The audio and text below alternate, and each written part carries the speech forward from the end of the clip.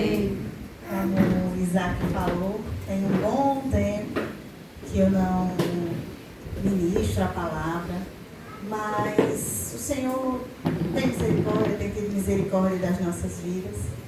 E quando Ele falou que era um culto de jovens, o Senhor ministrou o meu coração para trazer uma palavra num livro, uma palavra que é bem conhecida, uns versículos que eles são bem conhecidos, que se encontram lá no livro de Eclesiastes.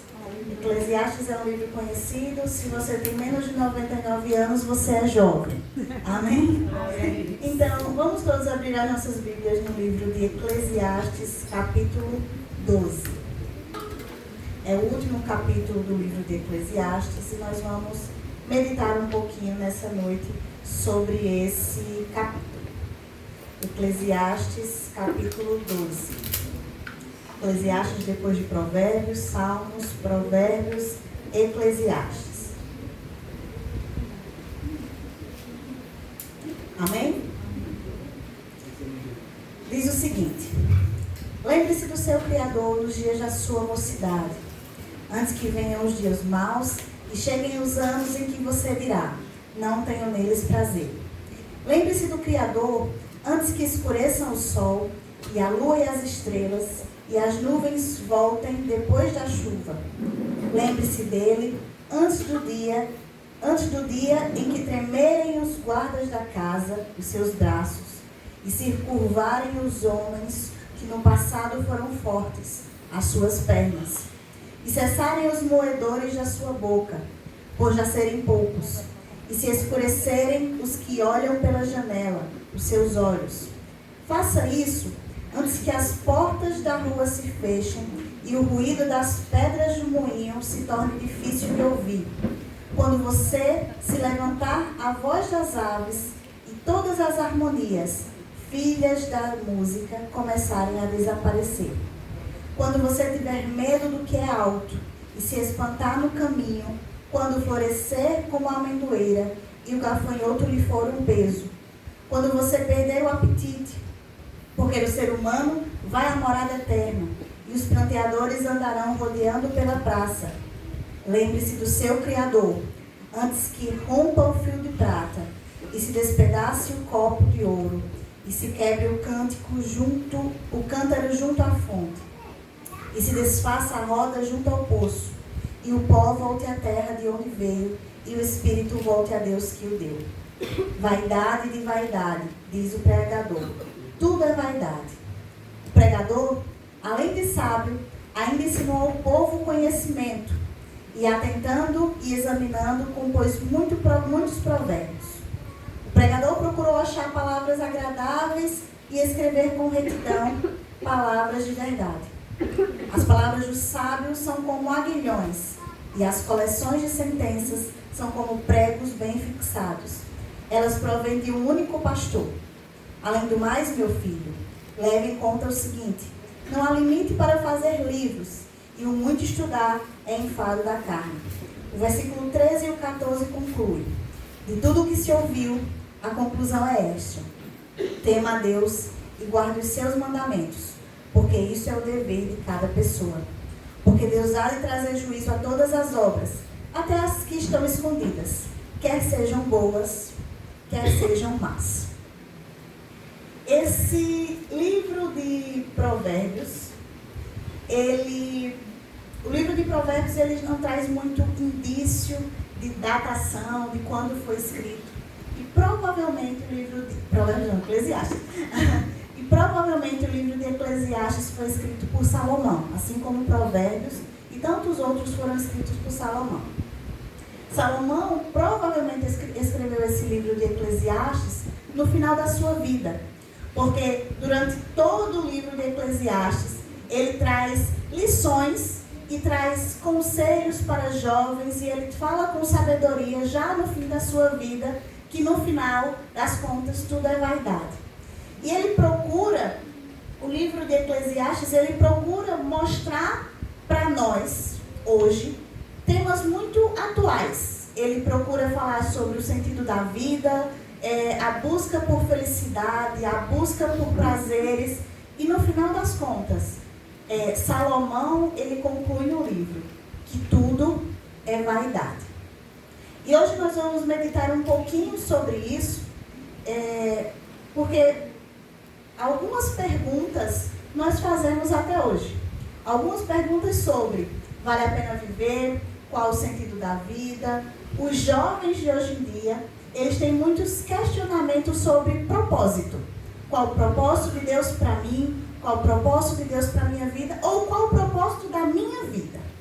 E Salomão, muito sabiamente, ele traz alguns ensinamentos para nós no livro de Eclesiastes, e ele conclui nesse capítulo 12, fazendo um apanhado geral do livro e trazendo uma conclusão de que, no final das contas, tudo o que a gente procura, muitas vezes, o que a gente tem procurado como propósito de vida é vaidade.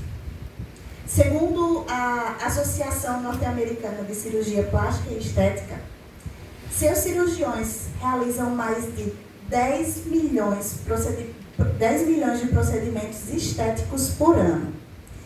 E muitos desses procedimentos estéticos, quase nenhum deles, são medicamentosos ou são necessários. Eles são basicamente por estética.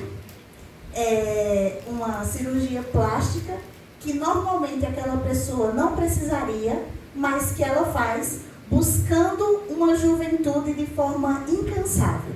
É assim, eu não quero uma ruga aqui, eu não quero... Então, tudo isso, esse estudo, essa associação, ela disse que por ano é feito mais de 10 milhões de procedimentos, porque hoje há uma idolatria à juventude. Então, quando você vai passando uma certa idade, que você vai vendo que apareceu uma ruga, que está começando a aparecer velho, aí há uma busca por uma juventude incansável. E o autor, ele nos ensina, o autor de Eclesiastes, ele nos ensina a celebrar as alegrias da vida em qualquer idade. E a última instrução dele, que aí é justamente nesse capítulo 12, ele se dirige principalmente aos jovens, mas talvez as pessoas mais velhas sejam aquelas que entendam as instruções dadas por Salomão nesse capítulo. O tema que eu propus para essa noite, para trazer para nós como tema, foi o esquecimento dos jovens e a lembrança dos velhos, uma realidade invertida. Por que esse tema e por que eu propus esse tema para nós tratarmos nessa noite? Porque o primeiro versículo do capítulo 12, ele diz o seguinte: lembra-te do teu Criador nos dias da tua mocidade, antes que venham os maus dias e cheguem os anos, dos quais dirás, não tenho neles prazer. Hoje em dia a nossa juventude é muito esquecida, de fato.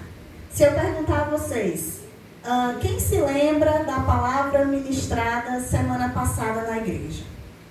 A não ser aquele que ministrou, talvez um ou outro saiba. Ou quem se lembra do que comeu ontem, por exemplo? Ou até, algumas pessoas olharam para mim com a cara meio, não sei. Ou até mesmo trazendo para uma realidade mais próxima, os louvores que foram entoados aqui. Alguém sabe qual foi o primeiro louvor ou o terceiro?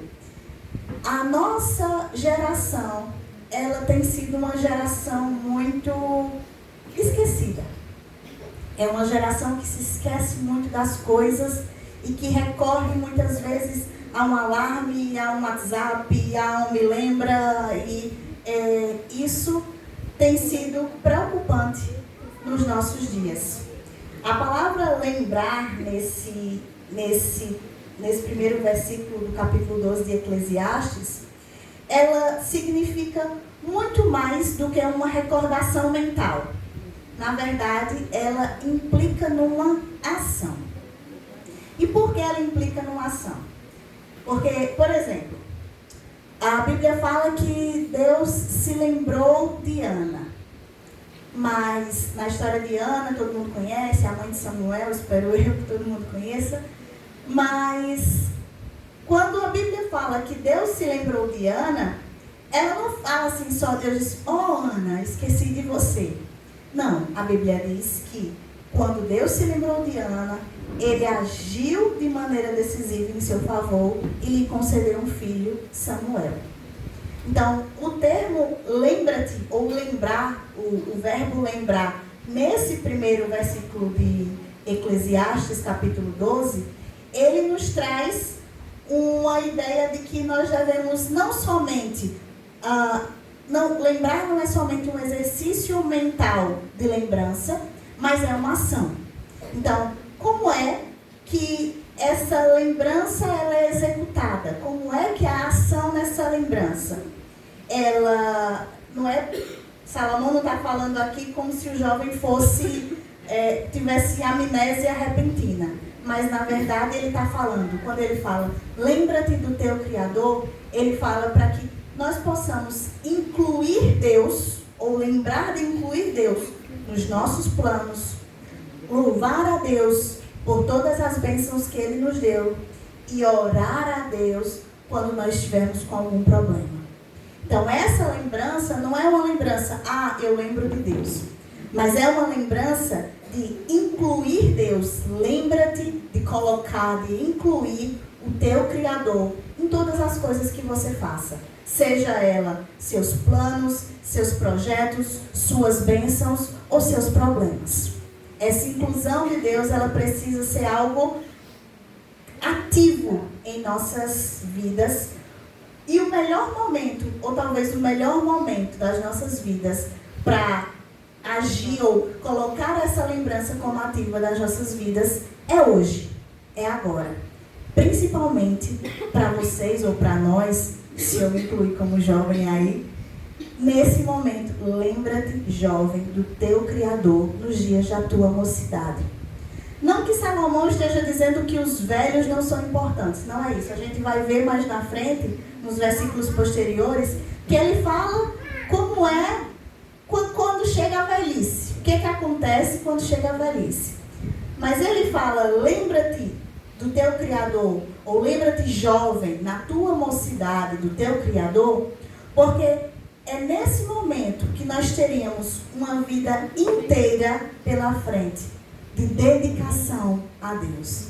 Uma vida inteira pela frente, de busca pelo Senhor e de inclusão do Senhor nos nossos planos e nos nossos projetos. Então, você precisa se lembrar de Deus em casa, na escola, no trabalho, estudando. O que você fizer ou o que você estiver fazendo, Deus precisa ser incluído também. Para ajudar a demonstrar essa mensagem, o pregador, como eu falei, ele posteriormente, ele começa no versículo 2 até mais ou menos no versículo 5. Então ele continua trazendo um poema, na verdade, alguns estudiosos dizem que é um poema sobre o processo de envelhecer. E ele traz justamente esse poema sobre a morte, a realidade da mortalidade e o processo do envelhecimento. Os versículos, o momento para lembrar do Criador e aí a gente inicia o versículo 2. Antes que se escureça o sol, a lua e as estrelas do esplendor da tua vida, e tornem a vir as nuvens depois do aguaceiro, no dia em que temerem os guardas da casa e os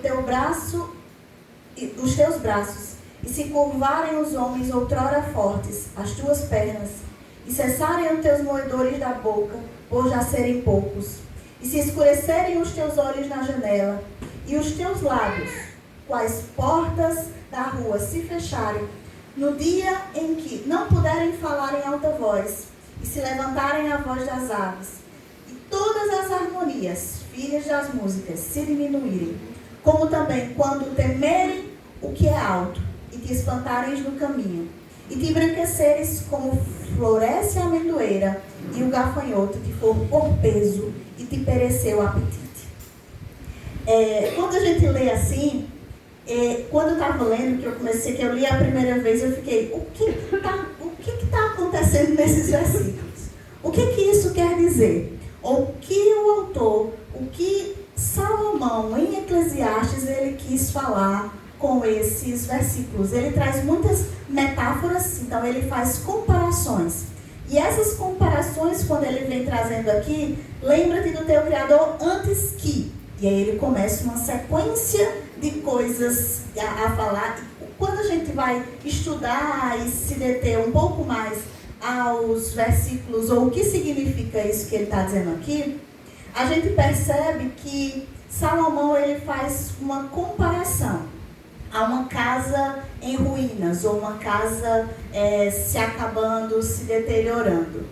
E essa casa, essa comparação de casa que ele faz, é justamente os problemas que a idade ela traz com a idade, que é natural do ser humano.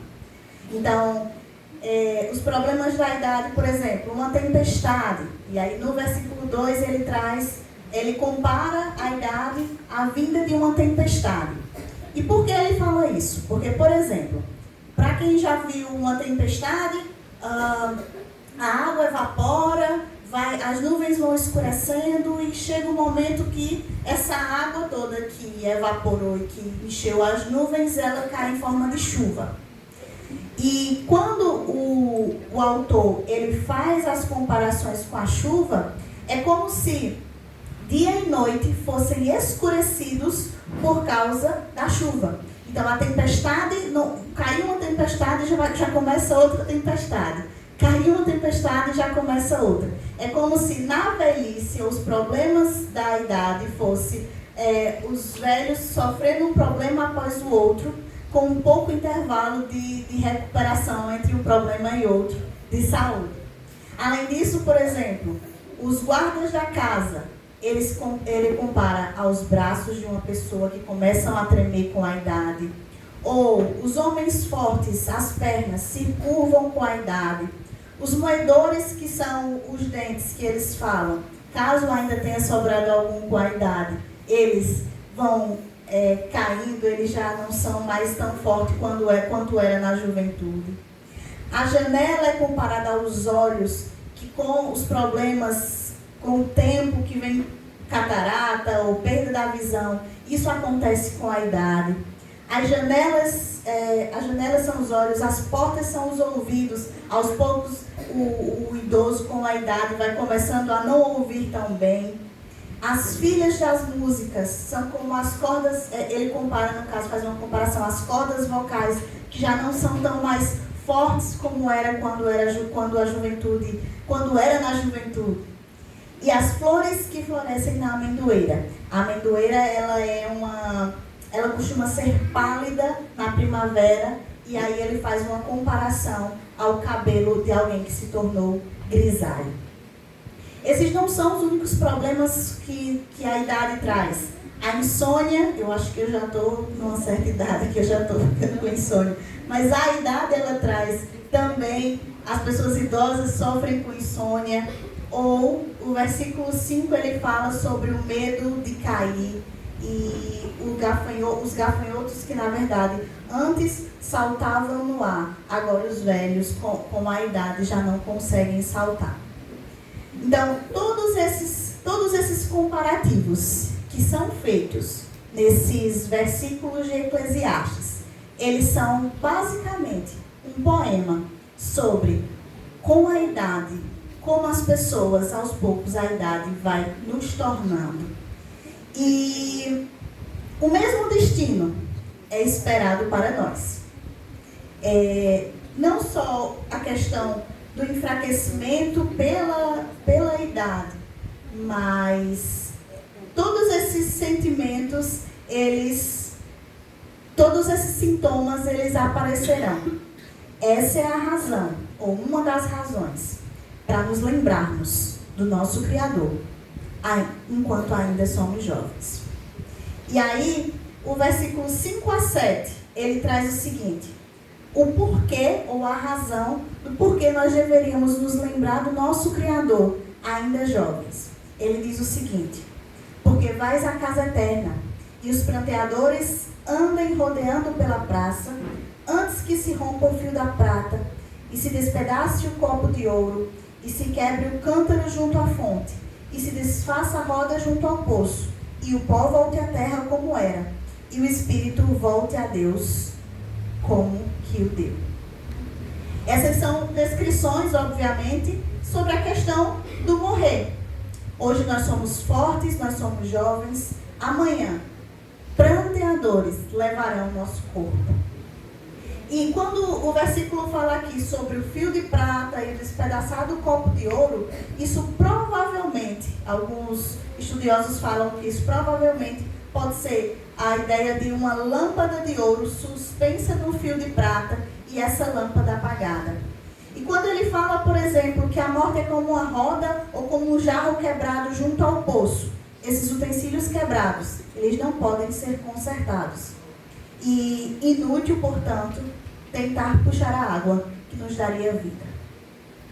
Meu avô, ele faleceu aos 97 anos.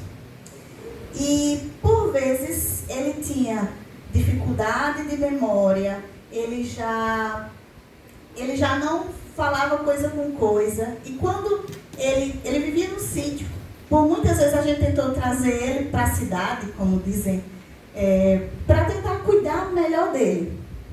E ele não quis. Quando ele se acordou uma vez no hospital, nunca tinha ido para o hospital praticamente, se acordou uma vez no hospital, achando, sem saber onde era, arrancando tudo. Só que uma coisa ele tinha, e eu acho que é uma característica muito dos idosos. Quando você perguntava qualquer coisa da juventude dele, ele sabia. Você perguntava da época que ele foi vaqueiro, da época que ele cuidava de gado, tudo isso ele lembrava. Mas se você perguntasse o que ele acabou de comer no almoço, ele já não tinha uma lembrança. E isso não é característico porque é meu avô, mas isso é característico da idade com o tempo, com a memória. Isso vai acontecendo com o ser humano. A importância, e aí quando Salomão ele fala aqui em Eclesiastes da importância de lembrar do Criador nos dias da nossa mocidade, é que até essas memórias, elas muitas vezes nos acompanharão por toda uma vida. Então, às vezes, meu avô tinha 97 anos. Ele lembrava de coisas que aconteceram quando ele tinha 15, 16, 17, 20, 25. Deixa eu ir subindo para ver se 30, para ver se tem mais alguém aqui, 40. Ele lembrava desse período. Mas, da memória recente, ele muitas vezes não se lembrava. E aí o chamado de Salomão em Eclesiastes é justamente nos lembrar do nosso Criador agora. Eclesiastes é um livro sobre um sujeito ou uma pessoa que ele deseja descobrir por que está vivo, por que foi criado. Então ele busca muito achar respostas no conhecimento, ele tenta achar respostas na riqueza, ele tenta achar respostas nas experiências, ele tenta achar resposta em tudo. E durante todo o livro, quando você lê o livro de Eclesiastes de uma forma geral, ele fala sobre riquezas, ele fala sobre conhecimento, experiências, ele fala sobre tudo isso. E aí ele sempre conclui que ele busca descobrir o porquê de tudo isso. E aí a gente chega no final do livro e descobre que o porquê de tudo isso, ele vem e diz: lembra-te do teu Criador. Então, Salomão buscou na vida toda dele respostas, muitas vezes, para o sentido da vida, para a felicidade. E ele buscou essas respostas em tantas coisas. Mas no final da vida dele, ele achou a resposta no Criador. Conhecer o nosso Criador é a coisa mais importante que podemos fazer. Esse chamado é para você. Esse chamado é para você jovem abaixo de 99 anos. Esse chamado é para mim. Esse chamado é para nós. Você precisa se lembrar de Deus agora, enquanto sua mente é sã. Lembre-se de Deus agora, enquanto você ainda está definindo muitas vezes o curso da sua vida. Lembre-se de Deus agora, para tomar decisões importantes na sua vida. Lembre-se do seu Criador agora, antes que venham os dias do esquecimento. E a nossa vida deve ser uma vida inteiramente, que seja uma vida para que nós vivamos inteiramente para a glória de Deus. Como foi cantado aqui nessa noite, porque dele, por ele e para ele são todas as coisas. E aí Salomão, ele faz o encerramento de tudo, faz o encerramento do livro, dizendo que a partir do versículo do 8 ao 14 é o encerramento que ele faz. E no versículo 8 ele diz o seguinte: vaidade de vaidades. Tudo é vaidade. Salomão, na verdade, ele percebeu no final da vida dele que se não houvesse Deus, não haveria sentido para a existência humana. Se não houvesse Deus, nada importaria. Se não houvesse Deus, o que havia era só vaidade. E esse termo vaidade, esse versículo, esse trecho vaidade, ele encerra aqui, vaidade é vaidade, tudo é vaidade, mas Salomão também começa o livro de Eclesiastes com esse mesmo texto. Vaidade, vaidade de vaidade, tudo é vaidade. E aí você pode me perguntar assim: Amanda, ele começa Eclesiastes dizendo vaidade de vaidade, tudo é vaidade. E no final, ele repete o mesmo versículo, ele repete a mesma frase, e a minha resposta para você vai ser sim. Isso é um estilo literário que se chama inclusio. Mas o termo vaidade aqui é uma palavra hebraica, evel, palavra hebraica, que significa, ou que vem expressar aqui como metáfora, a futilidade da vida. E o sentido literal dessa palavra, evel, que Salomão fala aqui no hebraico, ele é vapor, respiração. É como uma água fervente, quando você vê a água fervendo, que sai aquele vapor pela água e ele se dissipa. Ou, por exemplo, aqui talvez seja mais comum no frio, quando o povo começa a fazer assim, e começa aquela nuvenzinha de ar e rapidamente se dissipa. O termo aqui usado é justamente esse, sopro, é respiração. O termo aqui usado é vapor. E o termo para vaidade é justamente esse, que tudo é vaidade. O vapor da nossa existência tem dramaticamente representado uma peça teatral chamada Breathe, que significa sopro. E essa peça teatral, ela dura 35 segundos. É uma peça que começa o seguinte: levanta-se as cortinas são levantadas, e aí no meio do palco tem uma pilha de lixo. Nessa, usa um holofote só em cima dessa pilha, e aí ele vai abaixando a luz, levanta a luz e depois apaga. E nesse meio tempo, nessa peça, que dura 35 segundos, nesse meio tempo nessa peça, o que se escuta, não há ninguém no palco, mas o que se escuta é um grito, uma respiração e mais um grito. E as cortinas se fecham. O que é que essa peça teatral, que dura 35 segundos, ela nos faz refletir? Ela nos faz refletir sobre a brevidade da vida. E como a vida passa como um sopro. A vida passa como um respirar. inspirar, expirar. E o que nós temos feito da nossa vida nessa brevidade de vida? A nossa existência é um sopro. E a Bíblia, em Eclesiastes, Salomão compara a nossa vida a um sopro. E ele começa e encerra nesse capítulo 12 com a mesma declaração, que é a declaração que vaidade de vaidade, tudo é vaidade. Ele encerra com essa frase. Mas quando nós lemos a primeira frase, vaidade, vaidade, tudo é vaidade, e nós lemos essa última de Eclesiastes capítulo 12, nós temos uma visão diferente sobre isso. Por quê?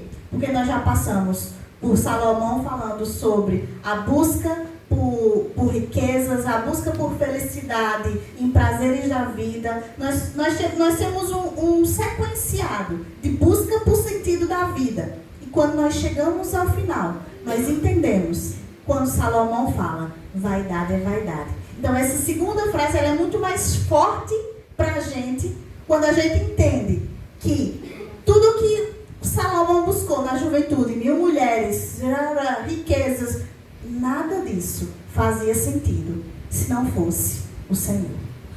Se ele não tivesse o Criador, nada disso fazia sentido na vida dele. E ele fala durante todo o livro que o trabalho é vaidade, que a sabedoria humana é vaidade, que o poder é vaidade, que o dinheiro é vaidade. Justamente para concluir que a vida é sem sentido, sem Deus. Isso nos faz pensar e refletir um pouco sobre até os hinos que nós louvamos hoje. A menina que veio falar aqui sobre o vaso de alabastro, ela disse que aquela mulher que derramou o perfume mais precioso que ela tinha aos pés de Deus, ela entregou tudo o que ela tinha. E foi cantado aqui que nós também deveríamos entregar, que nós entregávamos tudo o que nós tínhamos a Deus.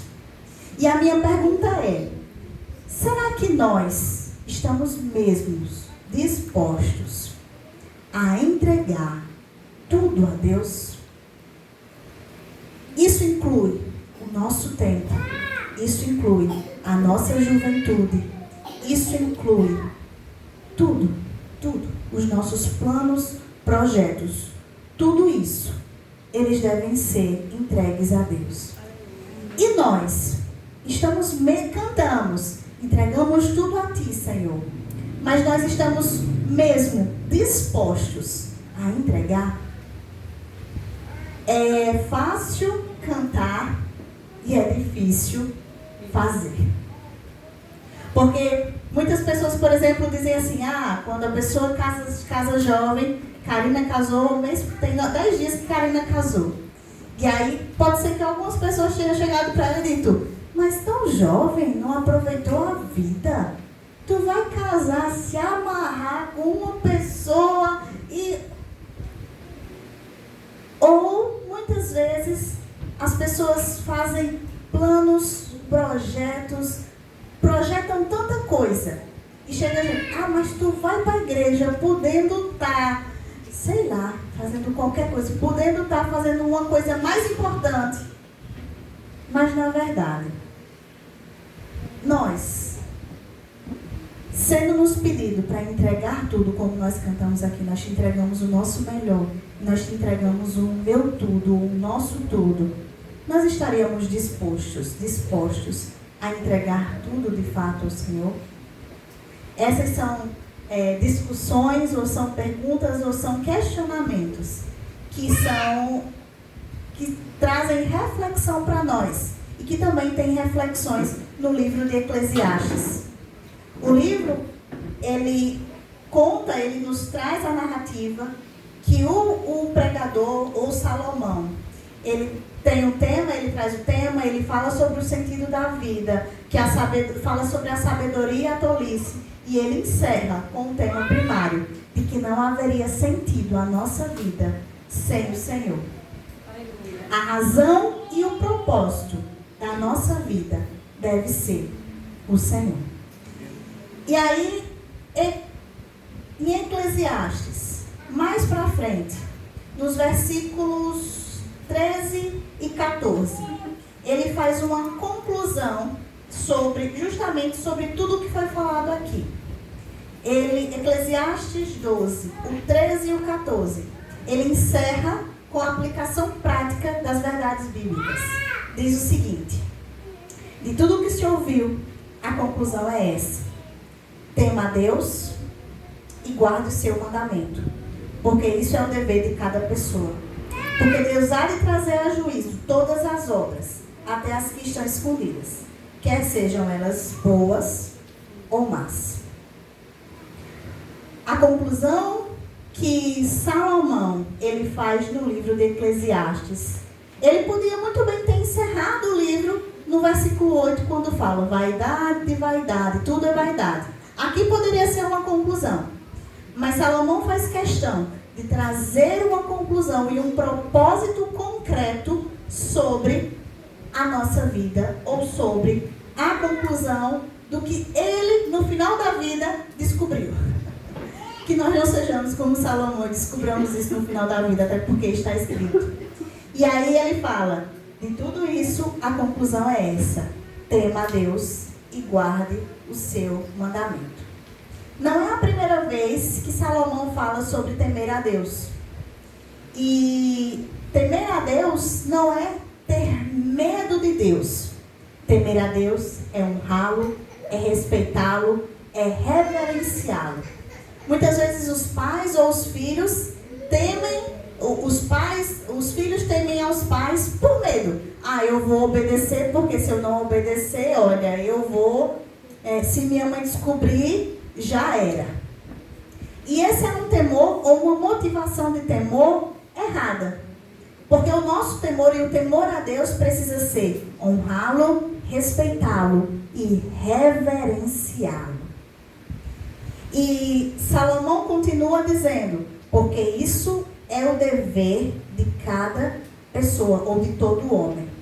E quando a Bíblia diz, porque isso é o dever de todo homem, ele literalmente está dizendo, isso é todo homem. Significa dizer que o homem se resume a isso. É disso que a vida se trata. Temer a Deus e guardar os seus mandamentos. Temer a Deus e guardar os seus mandamentos. Por que isso? Independente de estarmos prontos ou não, haverá um juízo. E haverá um juízo para cada um de nós, que é o que o próximo versículo diz, o versículo 14, porque Deus há de trazer juízo de todas as obras. Então, haverá um juízo. Salomão iniciou e encerrou, dizendo que tudo é vaidade e que a vida não teria propósito sem Deus. E isso quer dizer que tudo importa. No juízo final, importará como usamos o nosso tempo. No juízo final, importará o que nós fizemos do nosso dinheiro. No juízo final, importará o que fizemos do nosso corpo, onde nossas mãos tocaram, o que os nossos olhos viram. No juízo final, importará o que as nossas bocas disseram. No juízo final, importará o comentário que nós fizemos sobre o outro. Importará se nós nos gabamos de orgulho das coisas que nós fizemos.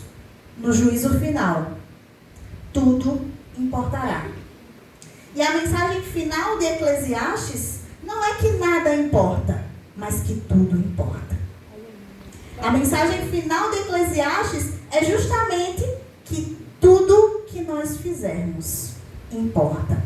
O que fizemos, como fizemos e qual e por que nós fizemos, ou qual a nossa motivação em fazermos. O que mais importa é a nossa decisão pessoal de ter uma vida inteira dedicada ao Senhor. Houve um homem que morreu numa cruz e que ressuscitou ao terceiro dia, por mim e por você. E que um dia ele voltará para nos julgar. E tudo o que nós fizermos importará. Que a nossa vida, que nós aprendamos com Eclesiastes, que a nossa vida seja uma vida dedicada inteiramente ao Senhor. Porque tudo importa. E isso é o que nos vai ser requerido no juízo final. Vale a pena gastar o nosso tempo, gastar a nossa juventude, gastar muitas vezes o nosso dinheiro, ou gastar aquilo que nós temos de melhor com o Senhor. E dedicarmos e entregarmos o nosso vaso de alabastro, o que nós temos de mais precioso, ao Senhor. Porque é Ele que cuida das nossas vidas. E é Ele que nos julgará de todas as coisas. Que essa palavra, ela tenha trazido uma reflexão para a nossa vida. Que tudo importa. E que haverá um veredito final do Senhor nos últimos dias. E que a nossa vida, a nossa juventude, o nosso tempo, o nosso dinheiro, o nosso melhor e tudo o que nós temos, seja de fato entregue ao Senhor. Amém? Nós vamos orar nesse momento, vamos ficar de pé.